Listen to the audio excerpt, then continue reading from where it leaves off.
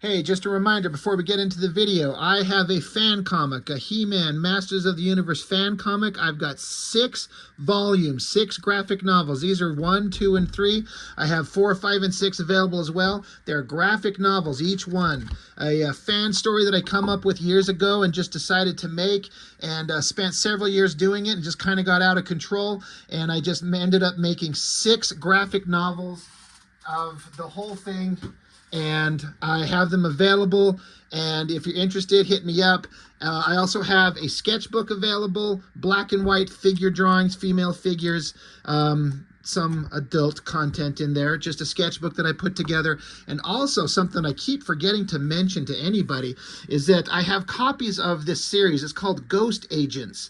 This is a series, you can Google them and find out who and what they are, but they had me contribute to one of their books, this book, and I did a 6-page, 8-page story. I can't remember what it was. Inside here, it's a beautiful newsprint. I've never thought I'd ever have the opportunity to see my work printed on beautiful newsprint. So there's this short story that I drew, written by our writer Rocco Jerome. This is in here along with several other short stories. It's some pretty incredible stuff, and I have about 5 or 6 copies of these left. I was given a pile of these to be able to sell to people. There's also a backup story of the Metropolis series, if you remember from the movies. Some really incredible artwork in this thing by a lot of other talented people doing a lot of fantastic stuff. These are pretty shockingly interesting, and I have to say that this art reprinted on newsprint looks fabulous, and I was lucky enough to have the opportunity to be part of it. So I still have a few copies of this thing left. So if you're interested in any of these, message me on Instagram, on Facebook, anything, and hit me up, and we'll see about getting you a copy of these things. So that is all I've got for now, so on to the video. Hey, thanks for joining me. Today we're going to look at some old school Rob Liefeld. If you watch my channel, you know that some of my favorite content is to review Liefeld stuff, but I have been very upfront with the fact that I like his older stuff. I still look at his late New Mutants and early X-Force work, and despite all the kind of weird things that are going on, I still like it. I still think it's interesting. Do not care for anything he does in the last 2 decades at least, but there was a time when he had some skills and ability. Like he certainly, I will never deny that the man has had, he's got something. There's talent, there's ability, and energy to his work, and everyone knows it. Everyone kind of understands. I don't need to explain it. Everyone kind of gets it. But I'm just in the camp that I've just got to be honest that his modern stuff has lost so much, like literally almost everything that made his work awesome originally. I don't think there's any way to argue around it. I mean, outside of it's just personal preference. You like what you like, and that's totally fine. I totally understand it, but it's just, some stuff is just beyond inexcusable and laughable. It's just ridiculous. Anyway, that aside, I have heard forever and ever and ever about the Hawk and Dove series that he did, and it's not, to my understanding, the series that was like the breakaway thing that made him really gain notoriety, but I think it was a big start. I mean, Liefeld being offered and taking on New Mutants, a title from, as I understand it, listening to him talk about it, I believe he was offered several different things. I think he was offered X Factor, but he didn't want to follow, I think it was Walt Simonson, because he's like, how do you do that? He's like, all I could do is make it look worse. But New Mutants wasn't doing anything. It was a failing title, and he's like, all I could do is make it better. And that's, to me, sounds like a logical, reasonable business choice, and to his credit, it worked exponentially well. So yeah, he's got something that works, and I've always been curious about this Hawk and Dove stuff. So I was online and saw somebody was offering these 2 issues for extremely cheap, and I'm like, oh shit, I've always wanted to see this. Now, I did make a mistake, because I didn't care. I didn't research. I didn't know. But this image right here is the one that I know, it's burned into my brain because I've seen that reprinted everywhere. I swear I saw it in like Wizard magazine a million times back in the day. So, to my mistake, for some reason, I thought this is the first issue. And it is most definitely not. It's supposed to be a 5-issue miniseries, and this is issue 4 and 5. So this is right at the tail end of the series. So if I would have known that, I might not have picked them up. I'm not sure, because I tend to kind of only want to get like entire runs, and if I can't get entire runs, I'd rather at least get the beginning of it, to start at the beginning. But that being said, I'm more interested in just to look at old Liefeld work. I am not concerned about the story on a Hawk and Dove comic in the slightest. Like, not one bit. Don't care. So, have I read these? No. Do I want to read them? No, absolutely not. There's nothing about these things or these characters that I'm interested in. And again, I'm sorry if you love these things. Great, I'm not trying to take anything away from you, but I'm not interested in the stories. There's not a lot of DC comics that interest me, and Hawk and Dove are amongst the bottom of the pile. But Liefeld's art, that will get me kind of talking and wanting to see his old stuff. And so there's a weird kind of back and forth I'm going through in my brain where I absolutely want to give credit where credit's due for what Liefeld has and his strengths. But, asterisk, / wait, hold on. There has to be such a huge helping hand with the inker, Carl Kessel.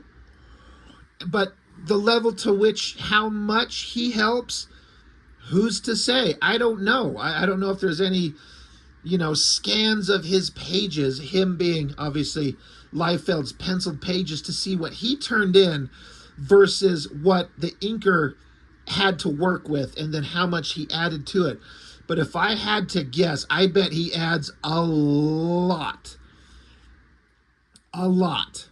But then again, I'm not for sure. I had the good fortune recently of coming across, and I don't have a way to look at him right here off the top of my hand, because I didn't do any kind of prep for this video. I just turned it on and started talking. But I saw a couple of scans of Liefeld's early pages of that issue of What If Wolverine Was an Agent of S.H.I.E.L.D. And the level of detail in those pencils was pretty clean and clear, and mostly all him, because Scott Williams inked them on that. But the pencils were pretty solid. So the thing that is kind of frustrating is that Liefeld seems like when he was a young man, he had a lot of talent and ability and potential.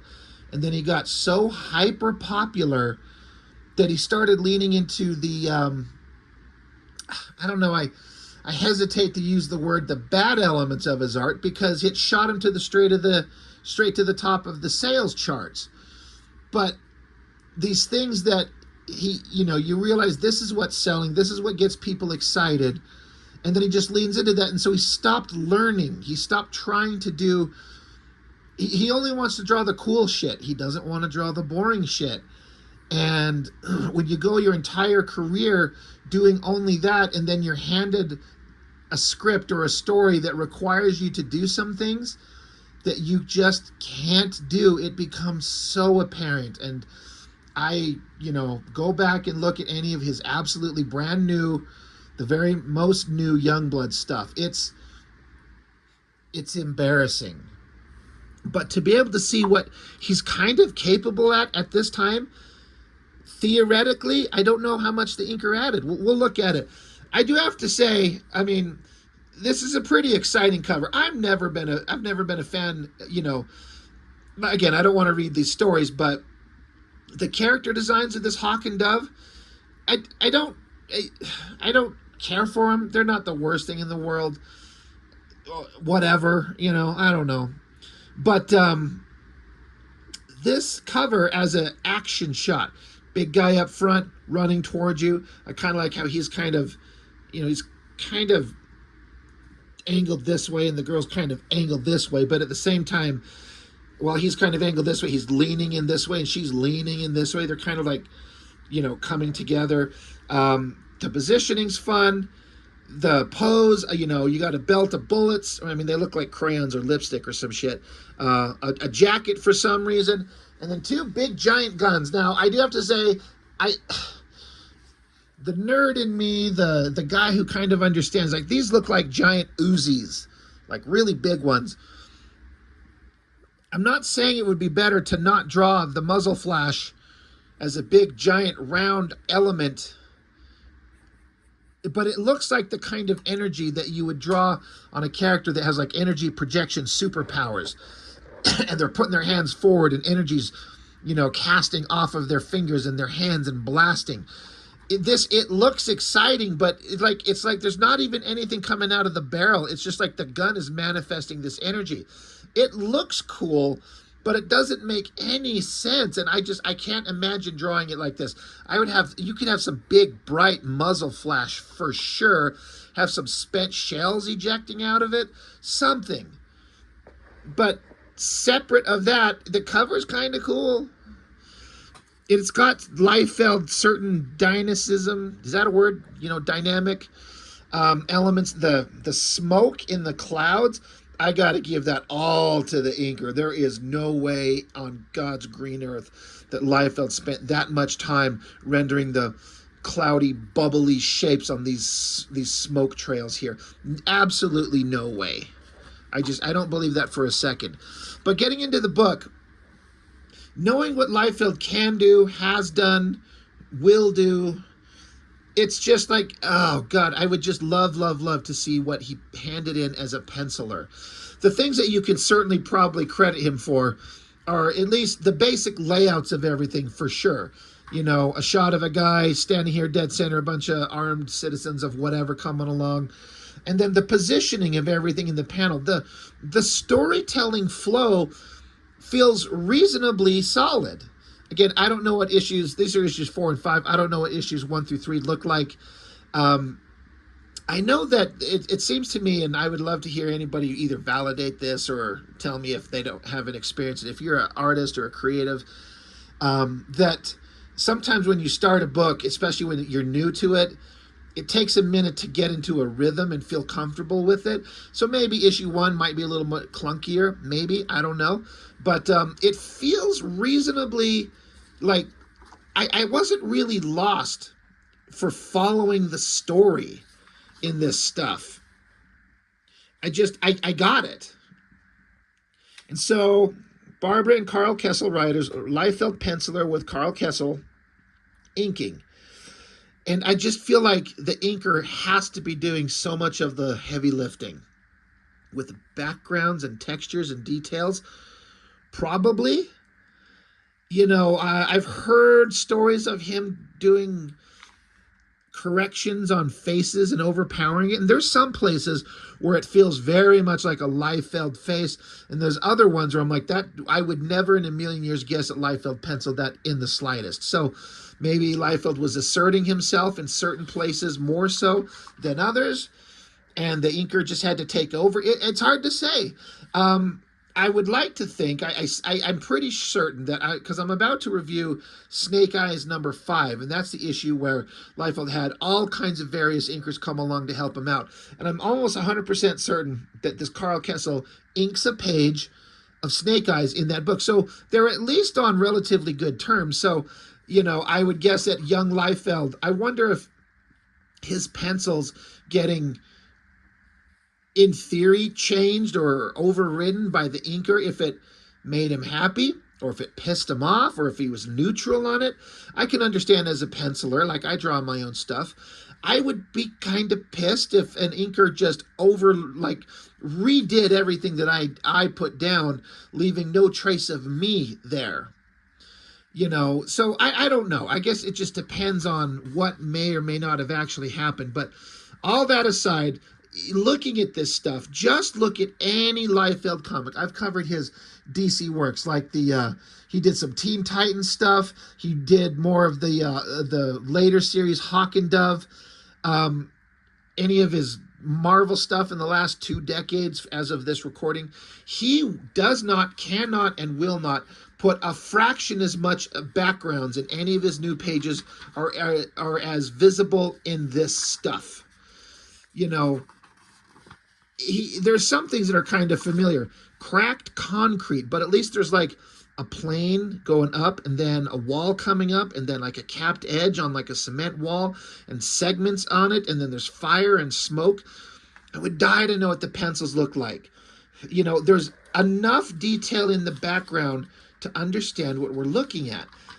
But again, all the layouts are feeling solid enough. It feels like a pretty competent penciler. You know, close-ups on the faces, far away shots, you know, zooming in on a guy, an overhead shot looking down, you know, the tilted Dutch angle going on here. It all kind of reads as like, this guy's pretty dang good. I'm digging it. Another down shot looking. These faces, like, there's no world I've ever existed on reading comics where Liefeld drew a face that looks like that. Like, there's absolutely no way. I can identify a Liefeld face where he's got full control over it a mile away, right? All of us can. That is not it. So I'm like, there's an inker right there. Also, to be fair, Liefeld's never been the go-to guy to draw the world's most beautiful women, their figures or their faces. He can stop and focus and try on occasion and kind of come up with something that's interesting. And again, he'll always have pages that are dynamic. You know, when he gets into the New Mutants and X-Force, they're dynamic, they're energetic, they're exciting, they're fun, sure.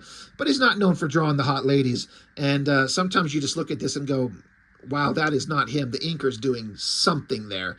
But again, good shot where all these characters are like in like a proper perspective. All their feet are on the same plane here, basically. That's one way to kind of keep characters in perspective. Like if you put all their feet on the same ground, like if your camera shot is low angled, like on the ground, like kind of a worm's eye view, and you put everyone's feet on the same ground and then just draw them in perspective to that foot, they're all kind of in perspective to each other.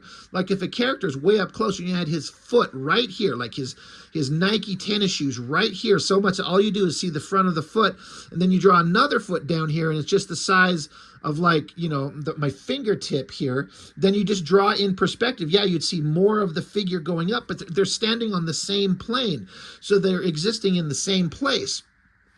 It makes sense. So this looks pretty solid, pretty decent backgrounds. I did notice, and again, I wonder if this is a Liefeld thing. I'm actually wondering if these backgrounds were redrawn. I'm guessing they were, but man, does Liefeld like to draw these windows where they all have the rounded top. If you can see them, it's a long, skinny window divided with the grills in the glass, but the top is a rounded top. It's almost everywhere on every window that you would see on any building anywhere. There. We'll see more.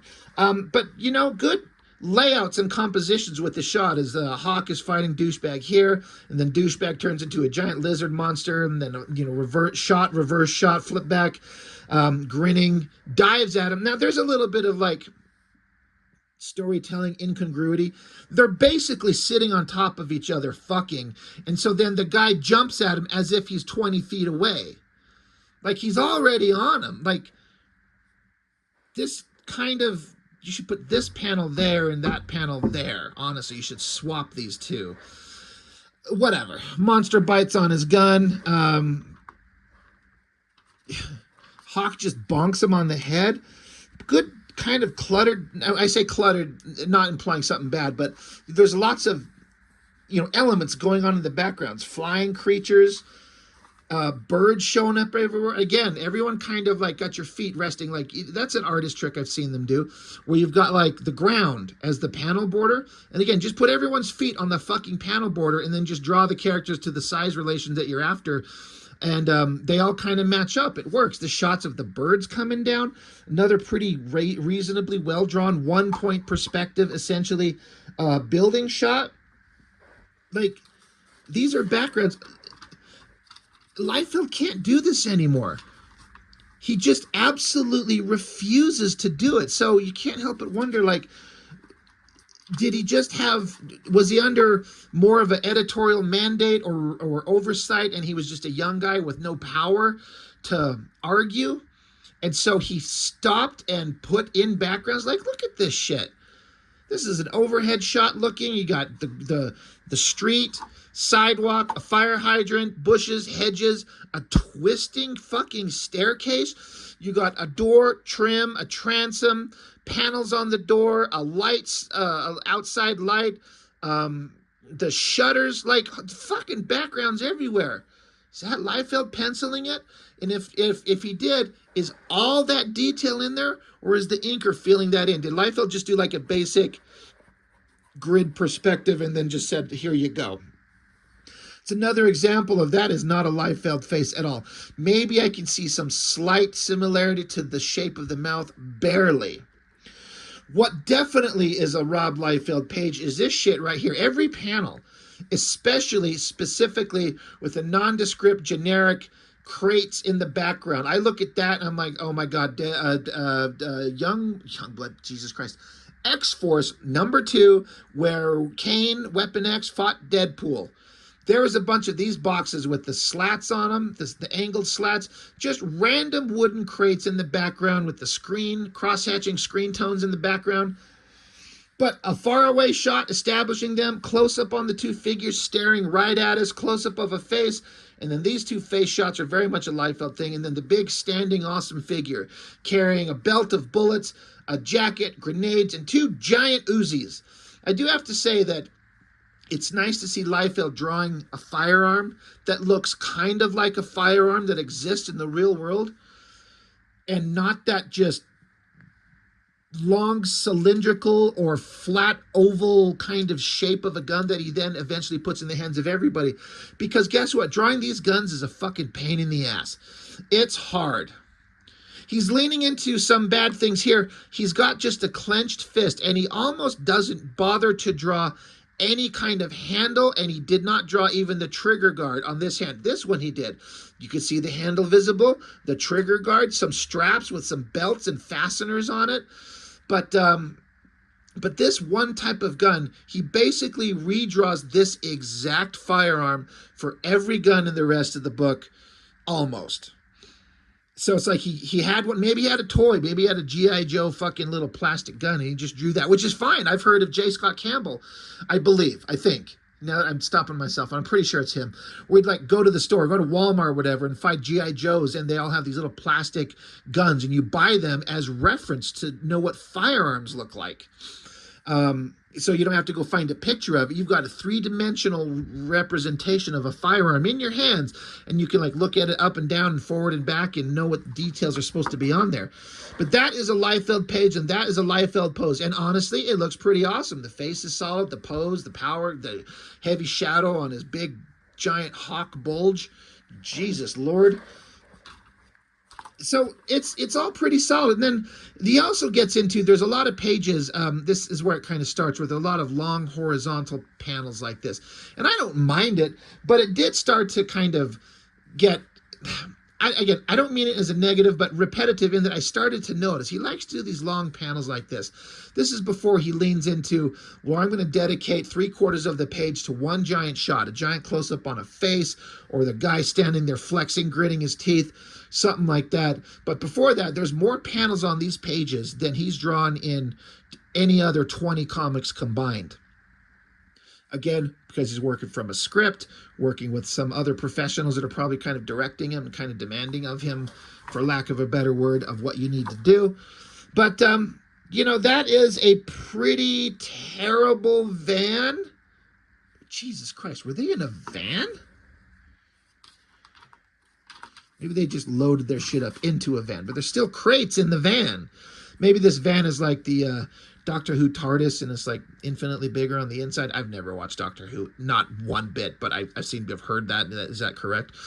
Anyway, it's a pretty terrible van, but, you know, it gets the idea across enough. Why are there just crates in the van? Because it just makes me feel like this previous page is just them standing in the back of a van. Is it? Who cares? Moving on. Yeah, long vertical panels, but yeah. And again, this is another thing that even Liefeld gets better at, but I've seen a lot of pencilers do this back in the day. We're like, see this top panel here? This is a good panel. It's tilted, again, Dutch angle. They've got their guns, and there's big blasts shooting from the barrels of their gun, hitting all these monsters. But then look at these panels. Look at that weak sauce, crazy little muzzle flash. There and there. I don't know. For me, like, part of this comes from, I don't know. This is pure conjecture. Maybe it's completely irrelevant. If I had to guess, I would say Liefeld has never fired a real fucking gun in his life. I could be 100% wrong. I have fired guns. I've got a Ruger 357, a Glock 9mm. I've got to fire shotguns. I've fired an AK-47. Holy shit, is that fun.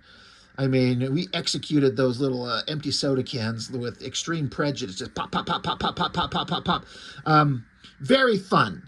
But when you feel the power of a gun and the burst and the power and the flash, to me, there's a certain amount of like, I want to portray that somehow in a gun that's firing. Now, you know, these appear to be regular kind of human guns that are, you know, lead slug throwers. You know, they're not laser guns or anything like that. But I'm spending way too much time on this one panel where just the muzzle flash from these guns, that is weak. It doesn't feel like anything's happening.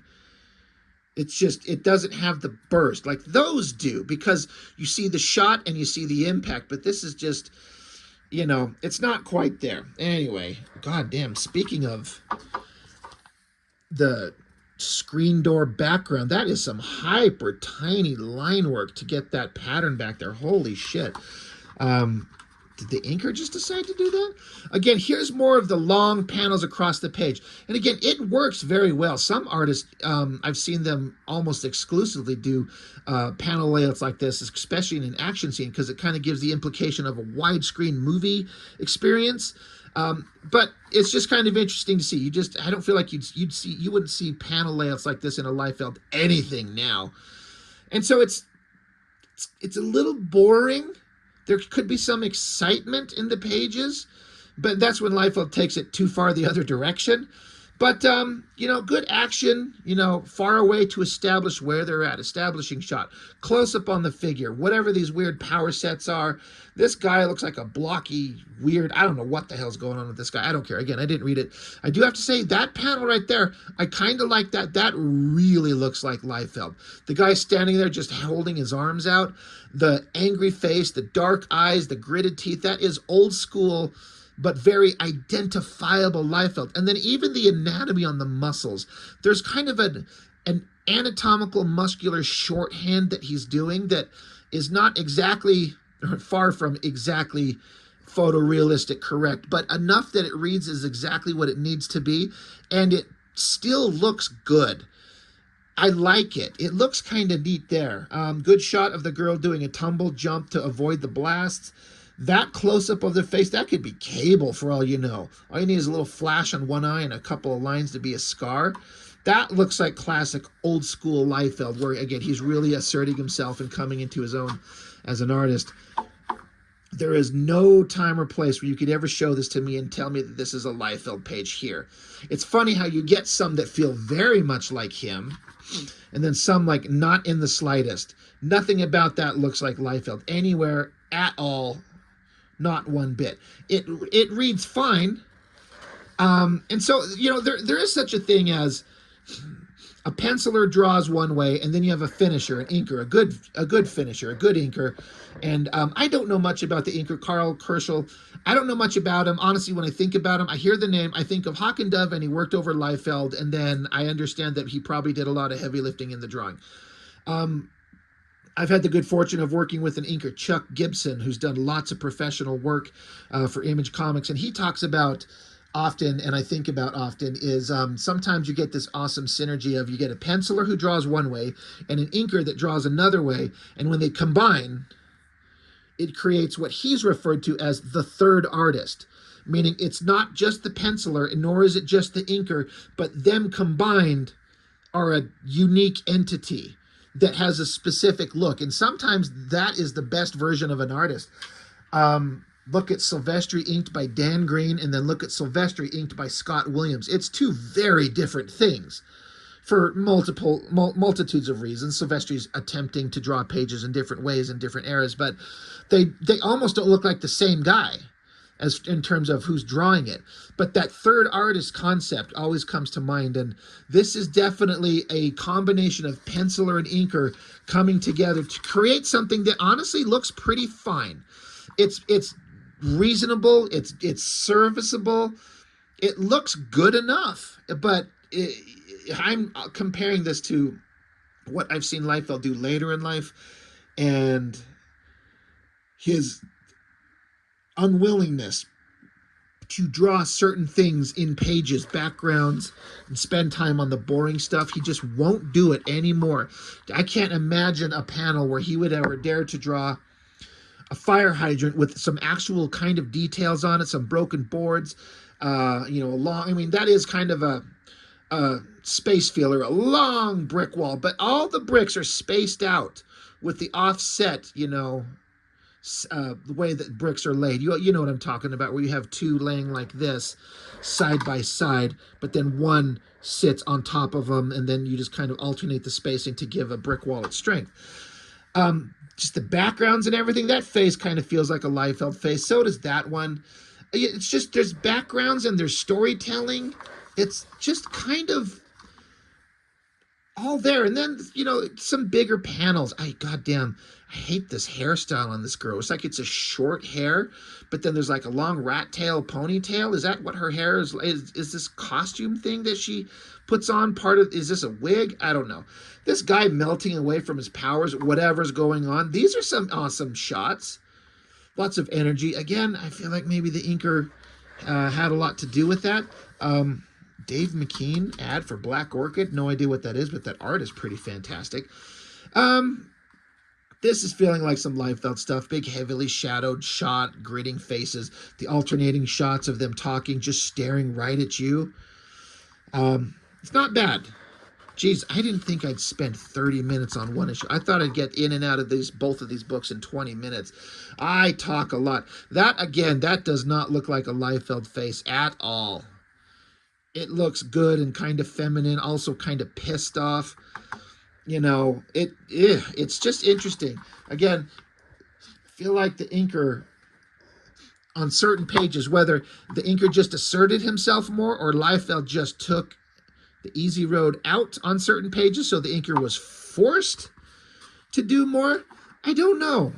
Again, look at the amount of backgrounds on these pages. Like, this is supposed to be like England or something like that. I mean, I only say that because of the visual imagery of what appears to be like Big Ben or something like that, but I don't think that's what the background of England local looks like there. But again, the basic one-point perspective background, like, it works. All the overhead shots looking down, lots of backgrounds, buildings, Dutch angles. Like, good Lord, there's a lot of effort going in here for a guy who ends up being known for not doing any of it. Look at all the backgrounds on this page. How much does Liefeld do? Like, goddamn, this girl, she's inside like a ritzy building. God, here's more of those windows with the round tops everywhere. Round, round, round, round, round everywhere. It's like a fucking chandelier. Doors. She's fighting on the chandelier, knocking it down. That's crazy. This big shot of her turn. It took me a second of staring at this going, what the fuck is going on? Not knowing anything about the characters, I guess there's a magical manifestation of something. And so this swirling energy changes her from her standard clothes to her dove outfit. Okay, sure. Sure. But lots of backgrounds going on. All the storytelling is looking good. This bomb device is pretty damn well drawn. It looks like a interesting device. There's a box, there's switches, there's a digital readout, there's little wires and triggers and shit. Imagine Liefeld doing this today in one of his issues of Youngblood. It wouldn't look like anything. Again, the tilted angle is an easy way to create a sense of drama. Look in that How to Draw Comics the Marvel Way. That's one of like the primary lessons that stood out in terms of storytelling. They're like, look, here's a shot, static, straight on. It works, it's fine. It does the job. But then take the same angle and tilt it on its side, and then lower your camera looking up. And it just suddenly, it instantly creates a sense of tension and drama. So that is something that's kind of going on there. It just works. Great detailed buildings on the backgrounds. He would never draw anything like this now. How could 30 or 40 years later he gets so much worse? Again, unless this is all the inker bringing it. Because I want to give credit to Liefeld where credit is due. I don't want to take anything from him in his old work. I know I do enough ragging on his shit that people kind of expect me just to be like, fuck that guy. No, I'm not looking to do that, especially when he maybe was doing something right. But who's to say? How do we know? And I know these pages are probably something that bore the shit out of him, just basic pages of people just sitting around talking. But it all works well enough. It all reads. It's kind of fine. It's pretty good. Now we get to the shit that he likes. Heroes powering up, bending over and flexing and jumping and jump. Oh, look, more of those crates. That's awesome. Who doesn't love a bunch of crates? There's a vastly different panel layout. If I had to guess, that maybe this was a panel layout that he saw in one of his favorite comics, and it gave it a 4-panel, layout on the script. So he's like, I'm going to do something different. So this kind of angled thing, it works. It gives a sense of drama and interest. God, the details on the door and the perspective. He could not and would not do that right now. Not possible. Here's some more pages that feel very Liefeld. So you go into this, I don't know where they're at, some other dimension where it's just essentially rocky ground and floating boulders and then guys in spandex yelling and fighting and punching each other. That is a very good, classic old school Liefeld face. That looks very solid. I mean, it looks like him. The textures on the rocks, I'm just sure the inker's doing this. That is a hell of a shot. That feels like a classic Liefeld thing. And again, like I was saying earlier, it's almost the same panel, now that I think about it, in this other book, where that guy, that flexing shot that he was doing, where he's standing there gritting his teeth at you with the arms spread out straight. Well, it's kind of almost-ish the same thing. But again, like I was saying, the anatomy, you got the pectoral muscles, what I don't know the names of the muscle groups. The ones come off like from your body next to your neck, and then your shoulders, your triceps, your biceps, all that type of stuff.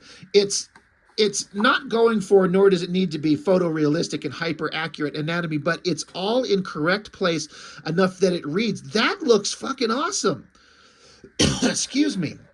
Again, credit where it's due. That's pretty neat. And then I like the shadow, the heavy lighting on it. That's kind of awesome. Like, what the fuck happened? I really dig this arm coming back here. There's enough kind of shadows in the lower area to give some heavy muscle kind of weight to the anatomy going on there. It works. I dig it. But yeah, these are pages I'm sure Liefeld was having a lot more fun on. Or again, basic backgrounds. You don't have to worry about all that perspective and building background bullshit. It's just rocks and boulders, and then a guy and a girl fighting another guy. So jump and move and flex. We're in close, we're far away, we're above, we're below. There's energy and movement. Again, doesn't look like a Liefeld face. That looks like one. Lots of teeth. That works. Another, big energetic shot, floating rubble, good angles down low with just her feet in front. God, the feet are so well drawn. That is so well drawn. Thank you, Carl Kessel. Excuse me. Carl Kessel, thank you for doing that. That's fantastic. Good energetic shot of him going up and grabbing onto said foot. These shots are good. And there is a Liefeld page if ever we've seen one. Girl on the ground, guy looking... Again, I don't know who all these fucking... Is this supposed to be... Is this Hawk? Because he's got an anger problem or something like that. I don't know. That's a solid shot. That is where people are going to look at that and go, this Liefeld guy's got something. That shit's awesome. And then people are going to tell Liefeld, that shit was awesome. That is so good. Thank you for doing that. And he's going to go, You like that stuff, huh? Huh. I'm going to make comics around that and make it nothing but that, and it'll sell in the millions, and that'll be my career. And you know what? He did exactly that. So just more of the same, floating rocks, characters fighting. Um, the silhouette shots are pretty good. This shot of his face, that looks pretty solid. It's a heck of a drawing right there for Sandman. Covers by Dave McKean. Yeah, we're just kind of wrapping up to the same thing. This part of this guy, I don't know if he's dissolving, disintegrating, phasing out into another space-time continuum. I don't care.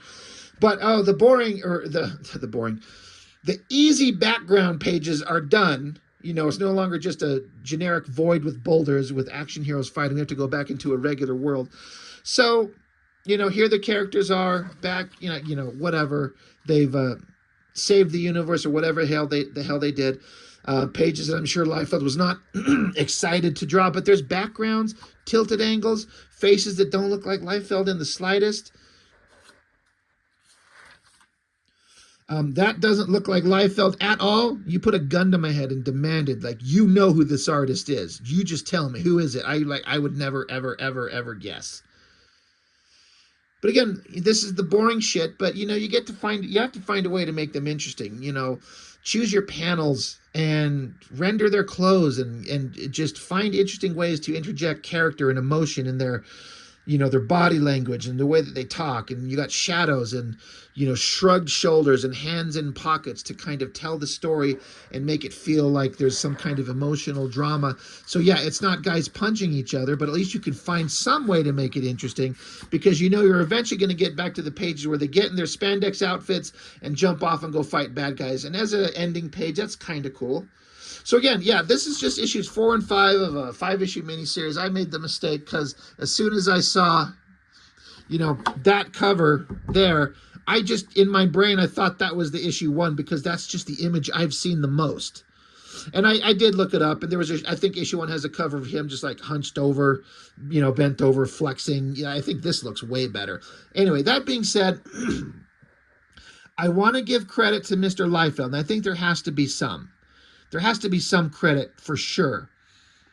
But I feel like the inker has probably done so much more heavy lifting here, but I don't know. Without being able to see what the penciled pages look like, it's all just guesswork on my part. And it's like, well, I know that he can't do this later on in life. You'd like to think an artist would get better as they go on in their existence.